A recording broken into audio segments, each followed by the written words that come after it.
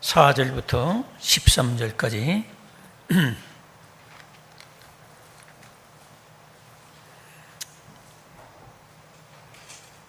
같이 읽겠습니다. 시작. 너희가 죄와 싸우되 아직 피 흘리기까지는 대항하지 아니하고 또 아들들에게 권하는 것 같이 너희에게 권면하신 말씀도 잊었도다. 일렀으되 내 아들아 주의 징계하심을 경히 여기지 말며 그에게 꾸지람을 받을 때에 낙심하지 말라. 주께서 그 사랑하시는 자를 징계하시고 그가 받아들이시는 아들마다 채찍질하심이라 하였으니 너희가 참음은 징계를 받기 위함이라. 하나님이 아들과 같이 너희를 대우하시나니 어찌 아버지가 징계하지 않는 아들이 있으리요. 징계는 다 받는 것이거늘 너희에게 없으면 사생자요 친아들이 아니니라. 또 우리 육신의 아버지가 우리를 징계하여도 공경하였거든 하물며 모든 영의 아버지께 더욱 복종하며 살려하지 않겠느냐. 그들은 잠시 자기의 뜻대로 우리를 징계하였거니와 오직 하나님은 우리의 유익을 위하여 그의 거룩하심에 참여하게 하시느니라. 무릇 징계가 당신은 즐거워 보이지 않고 슬퍼 보이나 그의 그로 말미암아 연단받은 자들은 의와 평강의 열매를 맺느니라. 그러므로 피곤한 손과 연약한 무릎을 일으켜 세우고 너희 발을 위하여 곧은 길을 만들어 저는 다리로 하여금 어거러지지 않고 고침을 받게 하라. 아멘. 이 말씀을 통해서 왜 믿는 자에게도 고난이 있나, 이런 제목으로 말씀을 나누겠습니다. 서로 인사를 나누시기 바랍니다. 반갑습니다. 감사합니다. 살아계셔서 감사합니다.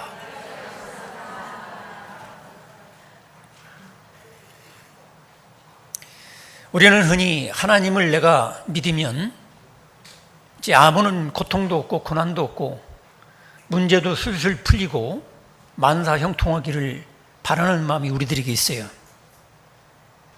더군다나 하나님을 잘 믿으면 아무런 고난도 없는 것처럼 그렇게 기대를 합니다.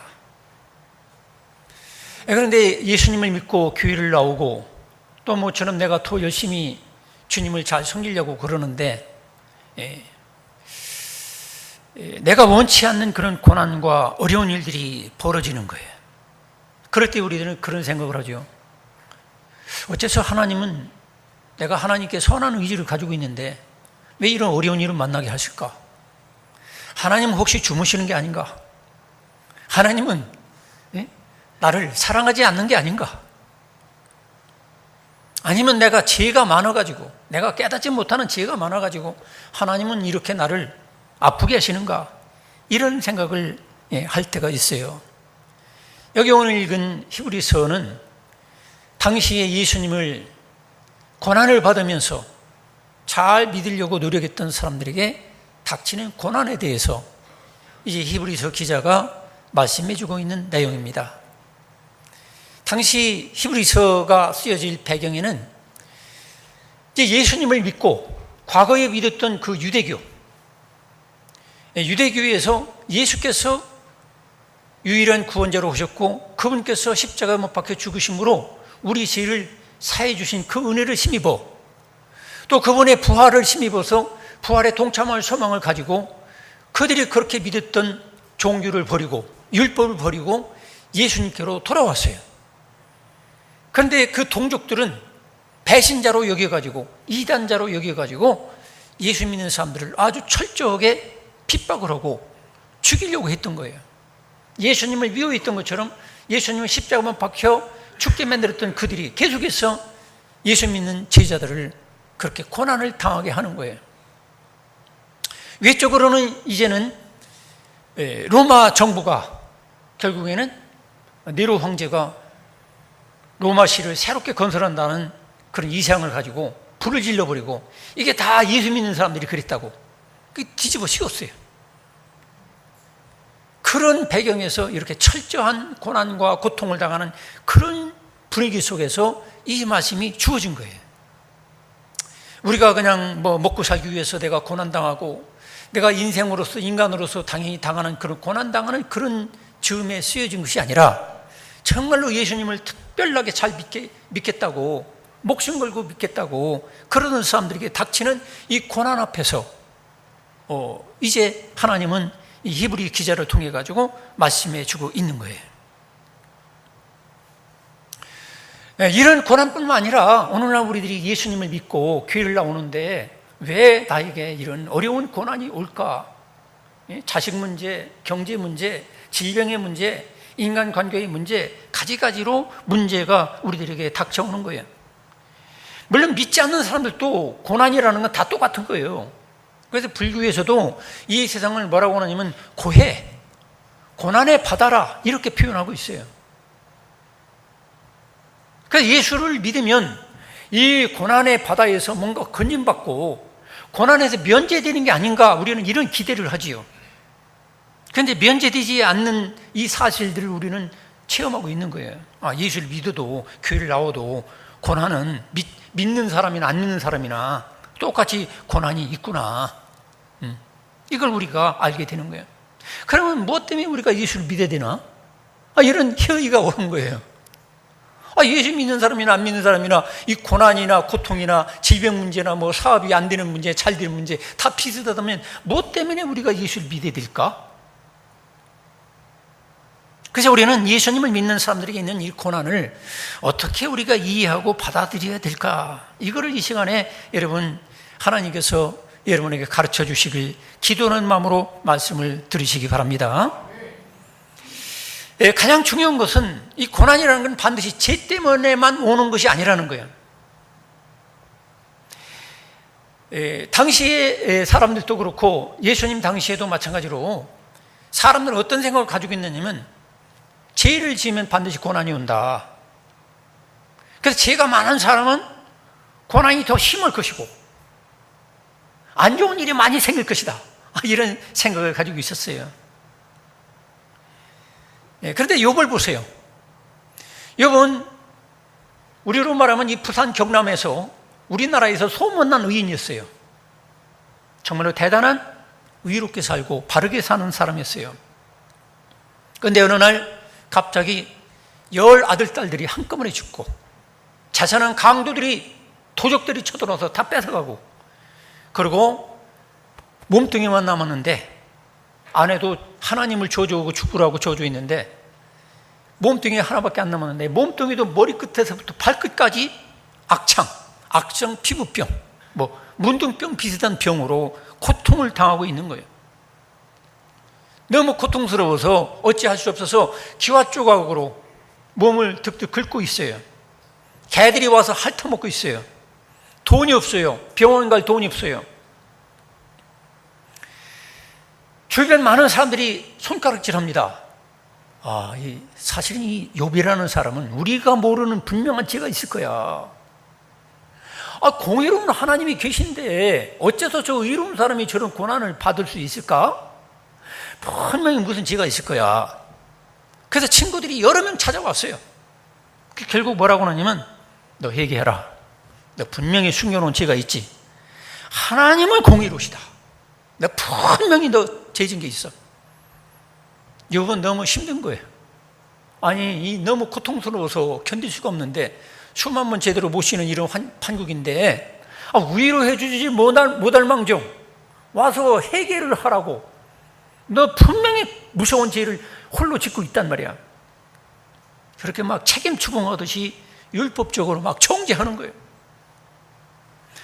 여러분, 우리가 이 성경을 보게 되면 성경을 어떤 면은 신학적으로 어려운 말로 말하면 점진적인 계시의 발전성이라는 게 있어요.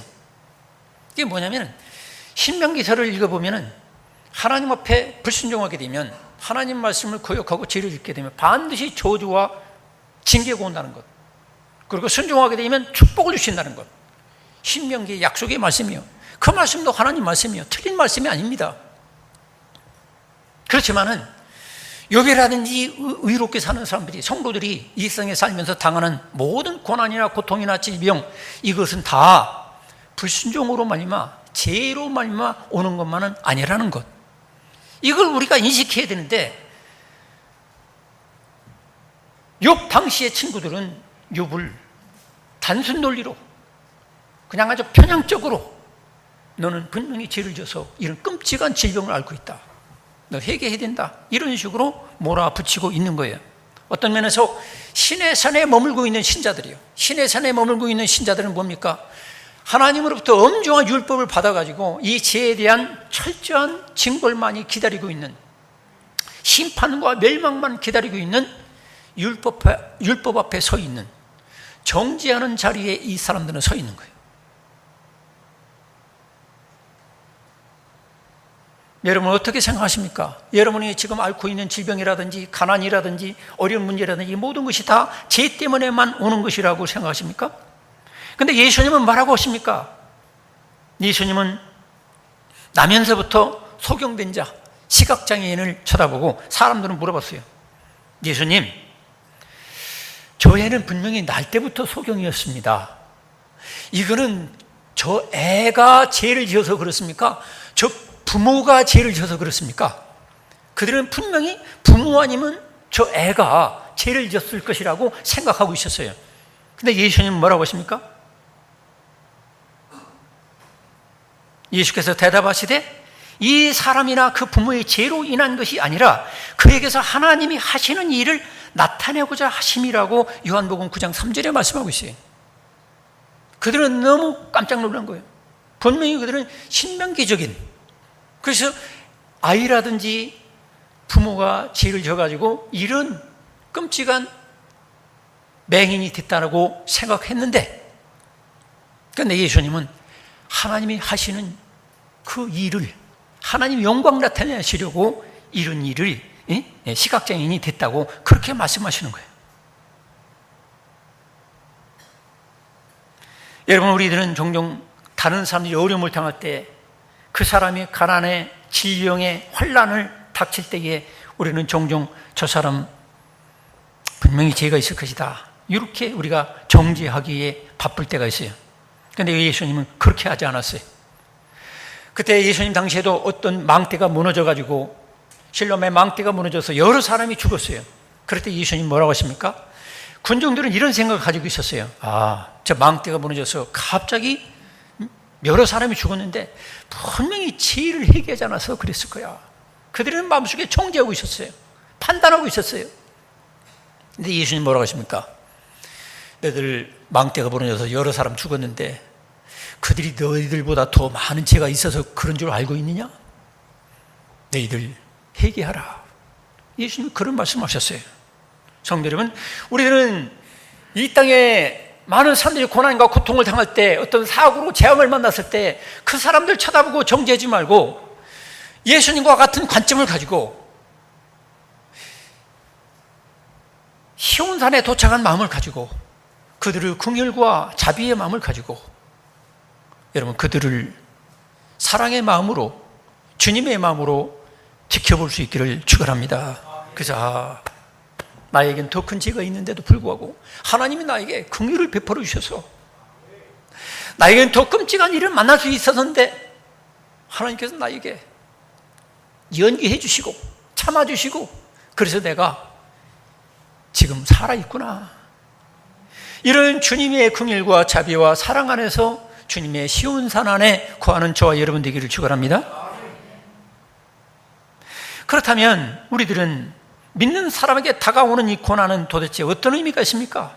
첫째로는 고난은 심판이 아니라 하나님의 훈련의 의미가 있다는 거죠. 오늘 본문에 이 본문의 원어를 보게 되면 징계라는 말을 쓰고 있어요. 우리 성도들이 당하는 모든 고난은 어떤 면에서 징계라는 의미도 있다는 거죠. 그런데 우리가 한글로, 우리나라 말로 징계라는 것은 잘못한 것에 대해서 무조건 해초리를 대는 그런 것으로만 생각이 쉬워요. 근데 히브리 원어에 보게 되면 이거를 파이데이아스라고 해요. 파이데이아스라는 건 뭐냐면 교육이라는 뜻이 있어요. 교육. 하나님께서 우리를 잘못한 것에 대해서 그때그때 해초리를 때려서 우리를 고난당하는 게 아니라 우리를 교육하고 훈련하기 위해서 우리에게 이런 고난을 허락하신다는 거예요. 실제로 이 히브리 교인들은 그때 당시에 잘못하는 게 없었어요. 히브리 교인들은 고난 속에서도, 핍박 속에서도 예수님을 잘 믿으려고 발버둥 치는 입장에 있었어요. 그렇기 때문에 직접적으로 보더라도 그들이 죄 때문에 이런 고난을 당하는 것은 아니라는 거죠.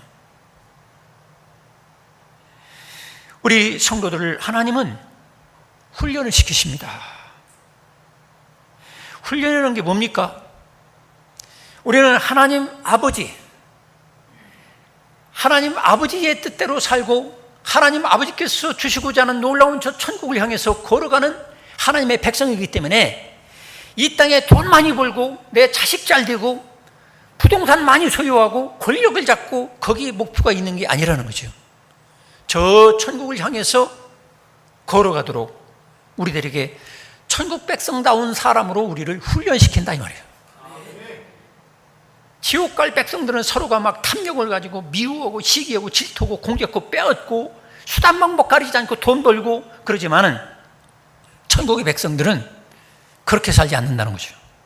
하나님 아버지와 같이 사랑이 많으시고 긍휼이 많으시고 또 무한히 인내하시고 또 달라고 하는 자에게 거저로 주듯이 그런 하나님의 놀라운 성품과 인격을 따라 우리가 우리 속사람을 훈련시키기 위해서 우리에게 이런 징계와 고난도 허락이 된다는 거죠. 그리고 또한 이 세상이 다가 아니라는 거죠. 이 세상은 눈 깜짝할 새라고 한다면 천국은 천년 만년 억년 비교할 수가 없어요. 그래서 천국의 상급을 쌓게 하기 위해서 우리에게 이런 고난도 허락이 되는 거예요. 또한 예수님의 영광에 동참하기 위해서 예수님과 같이 아무 죄가 없으면서 정말로 아무 죄가 없어요. 오직 의롭게 살고 오직 믿음으로 살고 오직 말씀대로 사는데도 불구하고 사람들은 그러기 때문에 더 미워하고 더 시기 질투하고 우리를 짓밟아 버리려고 하는 세력이 있다는 거죠. 그렇기 때문에 예수님의 영광에 동참하기 위해서 우리들에게 이런 징계와 고난이 주어진다는 거예요. 예수 믿는 사람들은 그렇기 때문에 징계와 고난이 닥쳐올 때에 첫째로는 내가 무슨 죄가 있어서 그럴까 회개하고 참회하는 기회도 물론 가져야 되겠지만 또 그런 것이 발견되지 않을 때는 하나님께서 나를 훈련시키고 계시구나, 하나님께서 나를 교육시키고 계시구나, 하나님의 자녀답게 하나님처럼 그 성품과 인격을 닮아가기 위해서 나를 훈련시키고 계시구나. 그리고 또한 천국의 상급을 쌓게 하기 위해서 또 예수님의 영광에 동참하기 위해서 예수님처럼 의로운 고난과 고통에 기회를 나에게 주시는구나, 이렇게 우리가 생각할 필요가 있는 거예요. 두 번째로는 성숙하게 하는 과정입니다. 여러분, 부모님들은 자녀들을 낳고 밥만 먹여가지고 동물처럼 키우는 게 아닙니다. 그들의 본능에 충실하도록 키우는 게 목적이 아니죠. 아이들을 하나님이 맡겨주신 것은 참 인간다운 인간을 만들고 믿는 성도들은 하나님 아버지를 닮은 하나님의 아들과 딸로 키우라고 우리 아들, 딸들을 우리에게 붙여주신 거예요. 그렇다면 내 아들, 딸들이, 내 자녀들이 하나님의 말씀대로 살지 않고 하나님의 온전하심을 향해서 달려가지 않는다면 당연히 부모는 책망하고 끄중하고 또 해초리를 태야 되는 거예요. 그것은 부모의 책임입니다. 해도 되고 안 해도 되는 게 아니에요. 반드시 부모는 그걸 해야 돼. 하지 않으면 결국 하나님 앞에 책임을 져야 돼요. 교회에서도 이 목사를 세워준 건 무엇이냐면은 성도들을 세상에서 잘 먹고 잘 살 수 있도록 돈 많이 버는 방법, 행복하게 사는 방법, 이것만 가르치는 게 아니에요. 하나님 아버지를 닮아갈 수 있도록, 하나님 아버지같이 용서하고, 하나님 아버지같이 무조건적으로 서로 사랑하고, 하나님 아버지같이 인내하고, 그렇게 온유하게 살아가도록 목사는 가르치는 거예요. 천국의 주민답게, 천국의 영원히 살 사람답게 훈련시키고 성숙하도록 가르치는 게 목사의 사명인 거예요. 근데 그걸 하지 않냐고? 여러분, 잘 먹고 잘 사세요, 돈 많이 벌고 축복 많이 받으세요, 이것만 가르친다면 목사는 하나님으로부터 인정받을 수가 없어요. 마찬가지로 부모 여러분들도 마찬가지예요. 여러분의 부모님들도 가정에서 여러분 아들, 딸들이 세상에 돈 많이 벌고 권력 많이 잡고 행복하게 살다가 좋은 데 가거라 이렇게 해가지고 안 되는 거예요. 내 아들, 딸들이 하나님 아버지의 온전하심을 향해서 닮아가려고 노력하고 있는가? 성숙해 가고 있는가? 여러분 점검해 보시기 바랍니다. 우리는 부모로서 큰 사랑을 해야 돼요. 작은 사랑만 가지고는 안 되는 거예요. 작은 사랑 한다고 하다가 결국 자식을 망치는 거예요. 응? 이 최순실 씨 같은 경우 그렇잖아요. 작은 사랑, 자기 딸한테 말 사주고 막 삼성 막 이렇게 연질해 가지고 막 수백억씩 밀어주고, 그건 작은 사랑이에요. 큰 사랑을 해야 돼요. 작은 사랑 한다고 하다가 내 애정 때문에 내 아들 내 딸, 뭐 이번에도 뭐 어느 학교에서는 뭐 쌍둥이 애한테 뭐 아버지가 교무부장인가 뭐 해서 답 다 알려주고 뭐 이런 게 있었잖아요. 그게 뭐예요? 사랑은 하긴 하는데 작은 사랑. 이 사랑은 자식을 망하게 만드는 거예요. 자식을 영원히 부끄럽고 수치스럽게 만드는 거예요. 여러분, 사랑할 때면 큰 사랑을 할 수 있기를 바랍니다. 큰 사랑은 하나님 아버지 인격과 성품을 통해서 그들을 살아가도록 하는 게, 이게 바로 큰 사랑이에요. 뭐 사주고, 차 사주고, 뭐 집 사주고, 뭐 물려주고, 뭐 저 최순실이처럼 말 사주고, 뭐 누구처럼 그냥 학교 저 답안지 보여주고, 이런 사랑은 자식을 망하게 하고 영원히 멸망받게 하고 부끄럽고 수치스럽게 만드는 거예요. 그래서 사랑을 하더라도 하나님 아버지 사랑을 가지고 사랑할 수 있기를 축원합니다. 그래서 우리들이 이 땅에 살 동안에 하나님 아버지께서도 우리들을 쳐다볼 때에 내가 하나님 성품과 인격과 하나님의 공의와 하나님의 정을 속에서 바로 살지 않는다면 하나님께서 우리들에게 징계하는 것이 당연한 거예요. 징계하지 않는다면 이거는 사생자예요. 아들이 아니야, 딸이 아니야. 그래서 우리들은 하나님을 믿는 우리 성도들도 반드시 고난이 오게 되는 거예요. 왜? 완전한 성숙된 존재는 없어요. 욥 같은 경우도 그렇죠. 우리로 말하면 소문난 의인이요.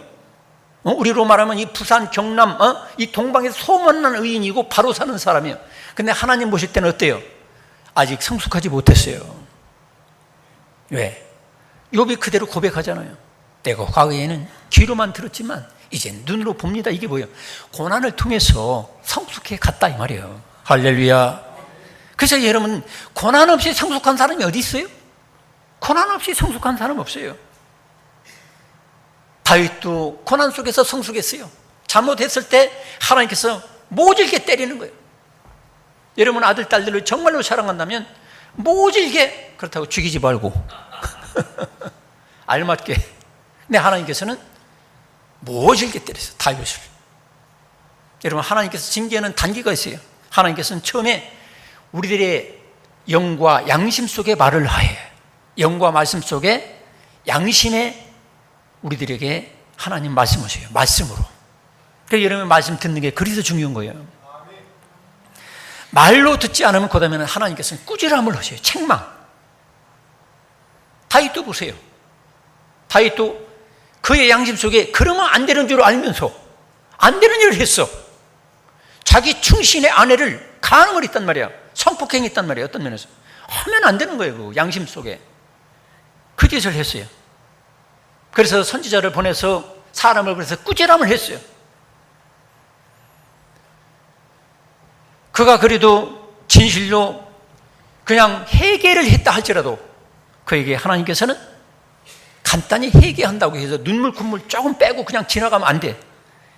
인간의 본능은 또 그 죄를 범하려고는 본능이 여전히 살아있기 때문에 하나님께서 채찍을 때리는 거예요. 아프게 만드는 거예요. 그 다음에 칼로 역사하셨어요. 사무엘 하를 보게 되면 12장 10절에 보면 칼이 네 집에서 영영이 떠나지 아니하리라.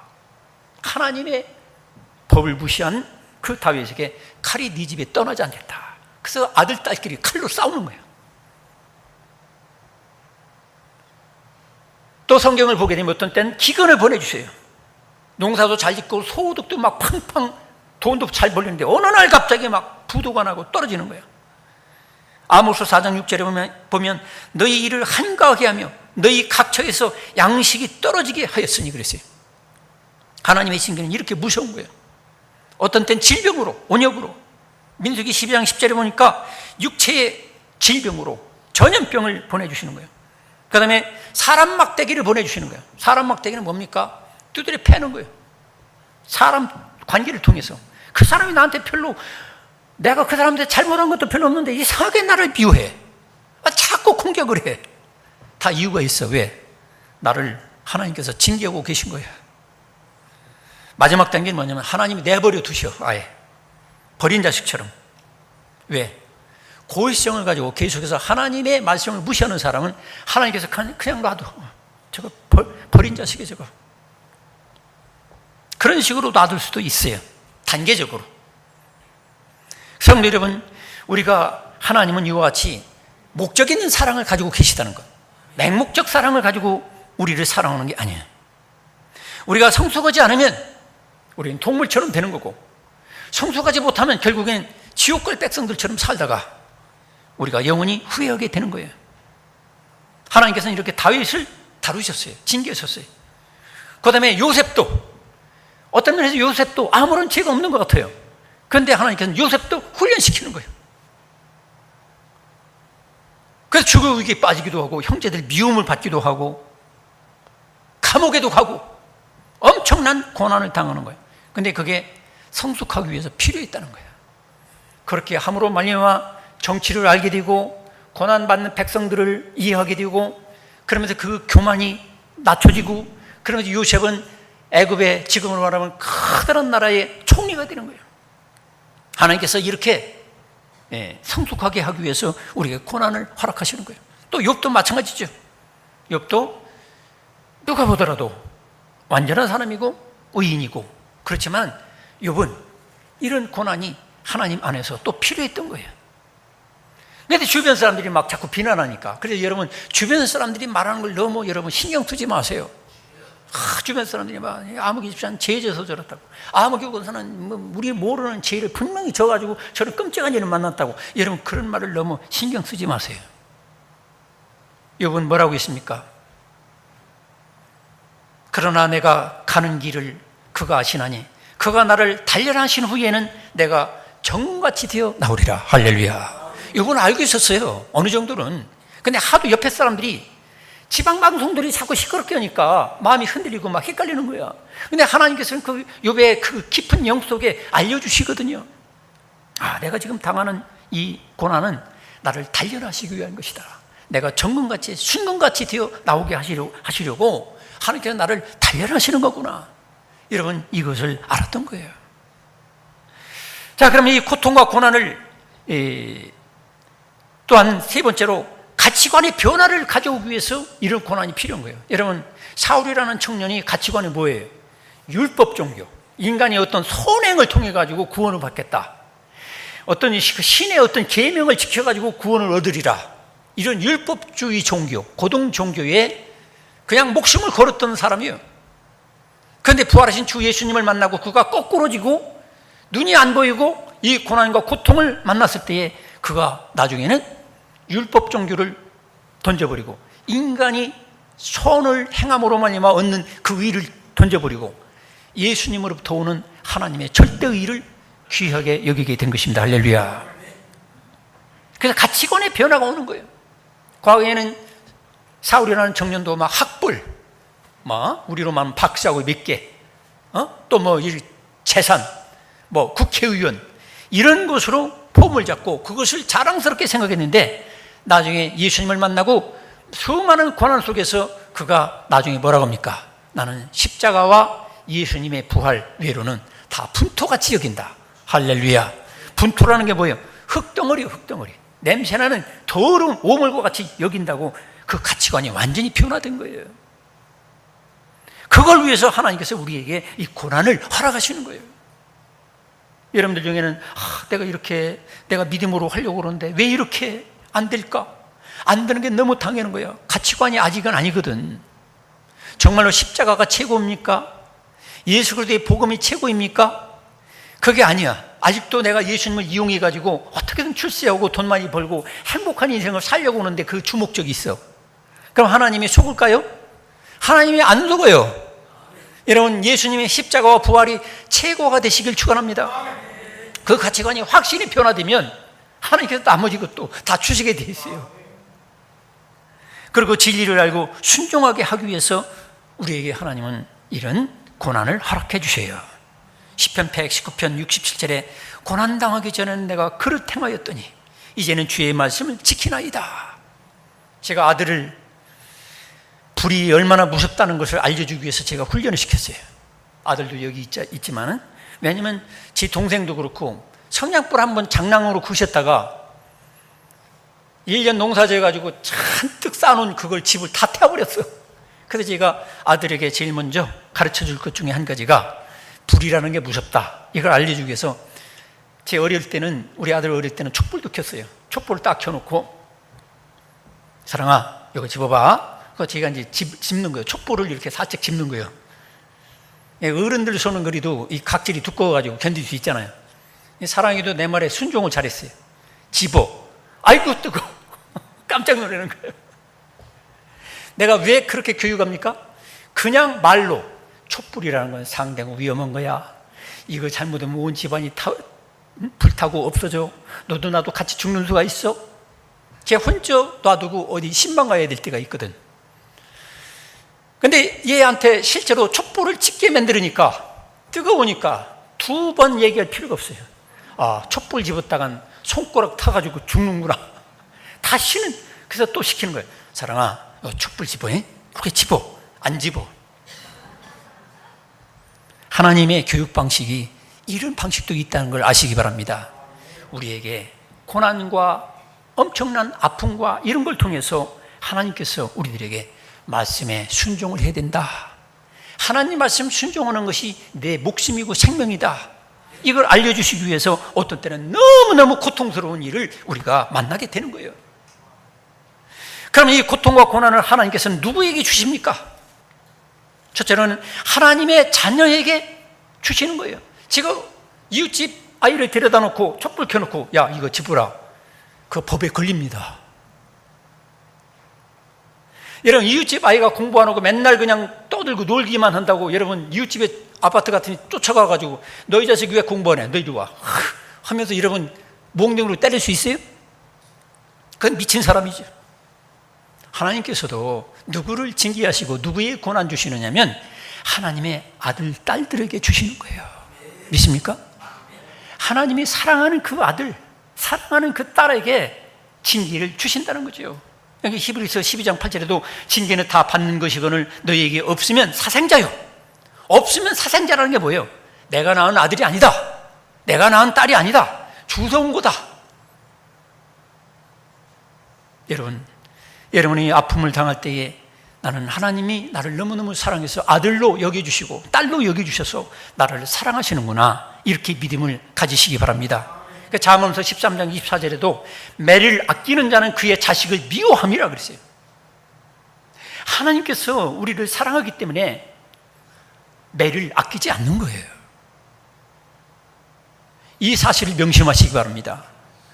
내가 하나님 앞에 말씀을 불순종할 때 어떤 때 하나님께서 나를 채찍을 때리세요. 아픈 일을 만나게 하세요. 그거 나를 미워서 그런 게 아니에요. 나를 사랑하기 때문에 그러시는 거예요. 그래서 매를 아끼는 자는 그의 자식을 미워함이라. 자식을 사랑하는 자는 근실히 징계하느니라 그랬어요. 근실히, 이거 뭐예요? 사랑하는 마음으로 성실하게 빠짐없이. 그 다음에 사랑하는 사람에게 주십니다. 히브리서 12장 6절에도 주께서 그 사랑하시는 자를 징계하시고. 여러분, 하나님이 여러분 얼마나 사랑하는지를 아시기 바랍니다. 여러분이 어떤 데 아픈 일을 당할 때에 하나님 나를 사랑하지 않고 미워하시는 것보다 이렇게 생각하지 마세요. 하나님이 너무너무 나를 사랑하기 때문에 나에게 징계를 대시는 거예요. 여러분 아들, 딸들 사랑하기 때문에 잘못했을 때 그때 지적이 해서 올바른 길을 알려주지 아니한다면 여러분은 아들, 딸들을 나중에 망하게 만드는 거예요. 가정교육이 잘못되면 사회에 나가서 반드시 범죄인이 되는 거예요. 여러분이 지금 사회의 모든 죄의 문제가 뭡니까? 결국 따지고 보면 부모가 부모 노릇을 못하는 거예요. 부모가 아들, 딸들을 양심대로 사는 게 왜 중요한지, 어른을 알아보는 게 왜 중요한지, 왜 성실하게 살아야 되는지, 그걸 가정에서부터 올바로 교육해 놓으면 밖에 나가서도 자녀들이 성공하고 출세하고 직장생활 성실하게 할 수가 있어요. 근데 그냥 오냐 해주고 막 그냥 네가 최고다 이런 식으로만 한다면 결국에는 사회에 나가서 결국에는 자기 이기적인 사람이 되고. 오늘 특별히 휴가 나온 군인들이 몇 명 있네. 그런 농담이 있어요. 전쟁이 일어나면 다들 도망갈 것 같아요. 군인이 한 말이래 그게. 왜? 가정에서 맨날 부모들이 이렇게 감싸기만 있기 때문에 강하게 징계한다든지 훈련한다든지 그런 의미는 부모들에게 없다는 거죠. 부모님, 아버지는 가서 돈이나 벌어오고 엄마는 그냥 뭐 잔소리나 하고 그냥 막 애정으로만 키웠지 강하고 탐대한 어떤 용사로 키우는 그런 교육이 없다는 거죠. 학교에서도 선생님들이 얻어맞을까 겁나가지고 요즘은 초등학교 애들도 선생님들을 때린대. 그러니까 얻어맞을까 겁나고 부모들이 항의 전화가 오기 때문에 부모들이 쫓아와서 선생님하고 싸우려 덤비니까 정말로 선생님들도 선생 노릇하기가 힘들다는 거예요. 그러나 하나님은 우리를 두려움이 없이 성실하게 징계하신다는 사실을 믿으시기 바랍니다. 그러니까 하나님께서는 우리를 철저하게 어떤 때는 징계도 하시고 때리기도 하시고 그래서 사람다운 사람, 하나님의 자녀다운 사람으로 만들어 가시는 거예요. 그렇다고 여러분이 집에 가서 또 이 설교 듣고 그래 나도 성실하게 해야지 하고서 한 20살 먹은 아들, 딸들을 몽둥이질을 한다든지 그런 일은 없기 바랍니다. 채찍질은 대개 초등학교 저학년 때만 제대로 하라는 거죠. 그 위로는 좀 뭔가 교양으로 지혜롭게 하세요. 그리고 하나님의 큰 기대가 있는 일꾼에게 이런 징계를 하십니다. 여러분, 다윗을 하나님이 그렇게 징계하시는 이유가 뭘까요? 큰 나라의 왕으로, 하나님의 왕국을 상징하는 나라의 왕으로 쓰시려고 다윗을 그렇게 철저하게 징계하시는 거예요. 적당히 간음죄 저지르고 살인죄 저지르고 그냥 넘어가면 어떻게 되겠어요? 하나님의 영광 완전히 땅바닥에 처박게 만드는 거죠. 아주 철저하게 징계함으로 다윗이 이래서는 안 되겠구나 정신 차려서 하는 거예요. 요셉만큼 억울한 고난받은 사람이 어디 있습니까? 그 억울한 고난을 받는 것은 그만큼 나라의 큰 지도자로 이방 백성들까지 먹여 살리고 하나님의 택한 백성들을 이끌어가는 사람 만들기 위해서 하나님의 큰 기대가 있고 일꾼이 될 사람을 그렇게 징계하신다는 거예요. 성도 여러분, 여러분들에게 철저한 징계가 있고 아프게 된다면 생각을 해봐야 돼요. 하나님이 나에게 기대가 크구나. 따르십니다. 하나님께서 나에게 기대가 크시구나. 여러분, 삼성이나 현대나 그 큰 재벌이 자녀들을 올바로 교육하면 그 가업이 연결이 돼요. 그렇지 않냐고 막 키워놓으면 어떻게 되겠어요? 결국 연결이 안 되는 거예요. 우리는 천국을 유업으로 받을 존재예요. 천국을 상속받을 존재란 말이에요. 그렇기 때문에 하나님께서 우리를 큰 기대가 있기 때문에 철저하게 훈련시키고 징계하신다는 거예요. 세상의 재벌들도 자기 자식들을 철저하게 교육시키기 위해서 미국 유학도 보내고 막 별짓을 다 하잖아요. 근데 이거 시원찮게 하는 기업은 결국에는 오래 못 가는 거예요. 망하는 거예요. 그러면 이 고난을 어떻게 믿음으로 우리가 받아야 됩니까? 원망하지 말고 감사해야 됩니다. 여러분, 우리가 당하는 고난과 아픔은 저주가 아닙니다. 이제 우리는 주 안에 머무르는, 주 안에 사는 존재가 되었어요. 신의 산을 벗어나서 율법의 그런 정죄에 벗어나서 시온산에 예수님 그 안에서 사는 존재가 된 것을 믿으시기 바랍니다. 예수님의 긍휼과 사랑과 용서 속에 우리가 살아가기 때문에 우리가 당하는 이런 고난과 징계는 어떤 면에서 원망하지 말고 감사해야 되는 거예요. 저주나 심판이 아닙니다. 사랑의 매인 거예요. 그래서 고난을 물러가게 해달라고 기도한다든지 면제받게 해달라고 그렇게 기도할 필요가 없어요. 그래서 고난 없는 사람들을 부러워할 필요도 없어요. 그리고 낙심할 필요도 없어요. 그리고 축복을 받지 못한 것으로 여러분들이 하나님을 원망하지 마시기 바랍니다. 오히려 감사하시기 바랍니다. 왜냐하면 하나님이 나를 그만큼 더 사랑하시고 나를 쓰시려고 또 나 같은 죄인을 불러가지고 흑안 덩어리 같은 존재를 불러가지고 하나님을 닮은 하나님의 아들과 딸로 만들어 가시고 하나님의 형상을 만들어 가시려고 작업하고 계시기 때문에 감사할 수밖에 없는 거예요. 여러분, 큰 돌이 있습니다. 이 돌을 가만 놔두면 1,000원짜리도 안 돼요. 장애물이요. 그런데 이 돌을 로댕이라든지 세계적인 조각가가 정으로 쪼고 깨고 부숴가지고서 작품을 만들면 1,000원짜리가 아니라 100억짜리도 되고 1,000억짜리도 되는 거예요. 하나님은 지금도 저와 여러분들을 그런 1,000억짜리가 아니라 예수님짜리 천하보다도 귀한 하나님의 아들과 딸로 지금 조각해 가고 계시다는 사실을 믿으시기 바랍니다. 그래서 하나님께서 나를 지금 총으로 때리는 거 아프지요? 끔찍하지요? 그렇지만 하나님께서는 결국에는 하나님의 형상대로 예수 닮은 사람으로 만들어가지고 천국에서 예수님과 함께 동반자로 영원히 살게 할 것을 믿으시기 바랍니다. 그리고 또한 우리는 이런 긍휼과 이 고난을 경히 여기지 말아야 돼요. 여러분, 애들을 교육해보면 알잖아요. 저도 가정교사 같은 거 좀 해봤지만 잘못했을 때, 문제 틀렸을 때 한 대 때리면 막 별거 아니네, 다음에 또 한 번 맞지. 이게 경히 여기는 거예요. 이런 식으로 한 대 맞으면 우리 선생님 마음은 얼마나 아프셨을까. 내가 정신 차려가지고 준비 잘해가지고 다음부터는 우리 선생님 마음 안 아프게 해야지, 이런 마음을 먹어야 되는 거예요. 마찬가지예요. 우리가 이 징계를 받을 때 그걸 가볍게 여기지 말라는 거예요. 죽일 테면 죽여, 때릴 테면 때려, 이렇게 하라는 게 아니야. 얻어맞을 때에 주님의 마음은 얼마나 아프실까. 여러분, 그렇잖아요.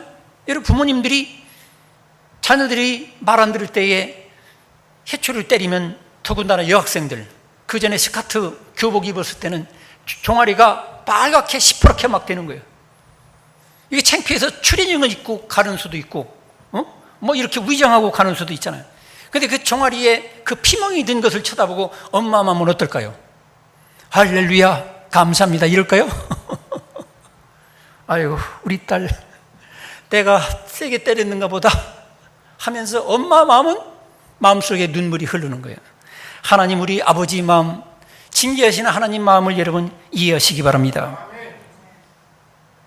그리고 피하거나 싫어하지도 말아야 됩니다. 내 아들아, 여호와의 징계를 경히 여기지 말라, 그 꾸지람을 싫어하지 말라, 이렇게 잠언서 3장 11절에 말씀하고 있습니다. 여러분, 징계를 싫어하지 마세요. 피하지 마세요. 하나님을 미워하지 말라는 거예요. 때리시는 하나님, 그분을 오히려 사랑해야 돼요. 그 다음에 천국을 향해 선택받은 선수같이 달려가는 합당한 태도를 되찾아야 돼요.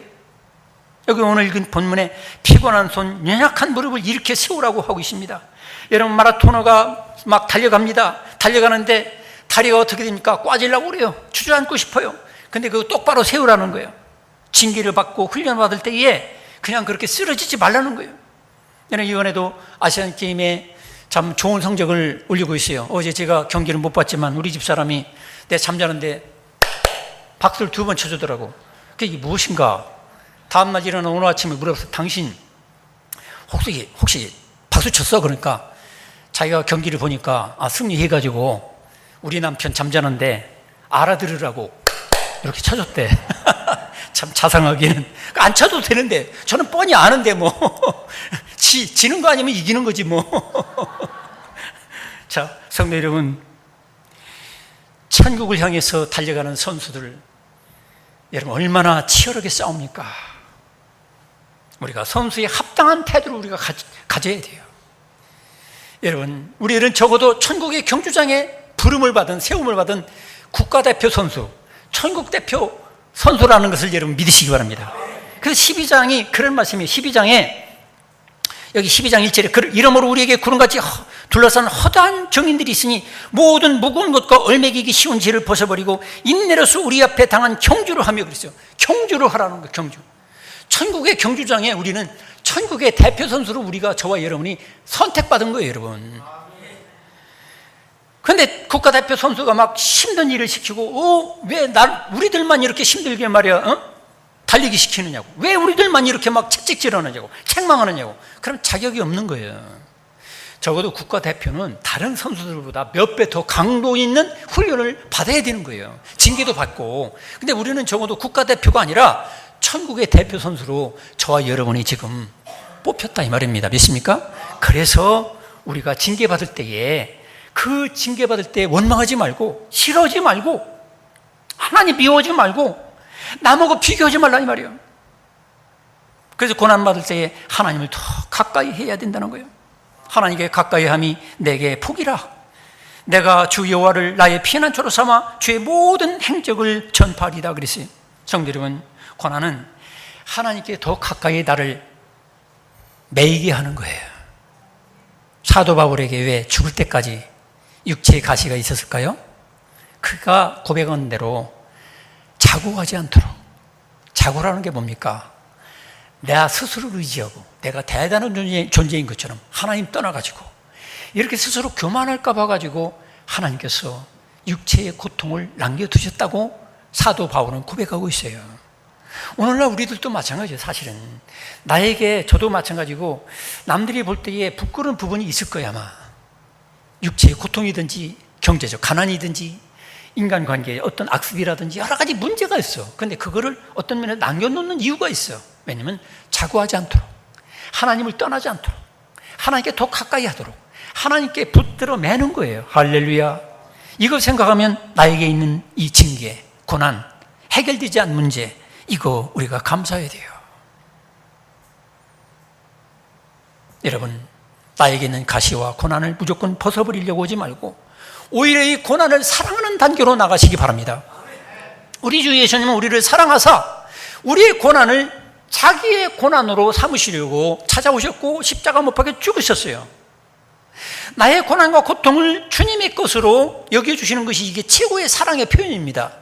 오늘날 우리들도 마찬가지로 내가 예수님을 사랑합니까? 내가 하나님을 사랑합니까? 그렇다면 예수님이 남겨놓으신 고난과 고통이 있어요. 예수께서 우리가 의롭게 살기 위해서 하나님 뜻을 이루기 위해서 당해야 될 고난과 수고가 있어요. 그거를 내가 사랑하는 단계 정도까지 나가는 것이 정말로 주님을 사랑하는 거예요. 이 영상팀이 한번 시점 한번 올려줄 수 있어요? 내가 이 말씀을 준비하면서 시를 이렇게 준비했어요. 한번 띄워주세요. 한번 저걸 찾아보면서 같이 읽어볼까요? 오늘 말씀을 생각하면서 고난을 사랑하시라. 고난은 두렵고 아프지만 쾌락보다 더 귀한 것을 주었네. 고난이 없었다면 주를 알지 못하였으리라. 고난이 있으므로 기도하게 되었고 주를 찾게 되었고 겸손하게 되었고 또 올려서 고난 없는 사랑은 없고 영광도 없음을 알았네. 십자가의 고난은 나를 사랑하신 표요 나도 주를 사랑하는 표로 십자가 지고 따르네. 고난을 두려워하고 원망하다가 이제 고난을 사랑하고 감사하네. 고난 후에 부활과 영광이 기다리고 있기에 그때까지 십자가 고난을 사랑하며 살아가리라. 아멘. 기도하겠습니다. 하나님 아버지, 우리는 많은 사람들이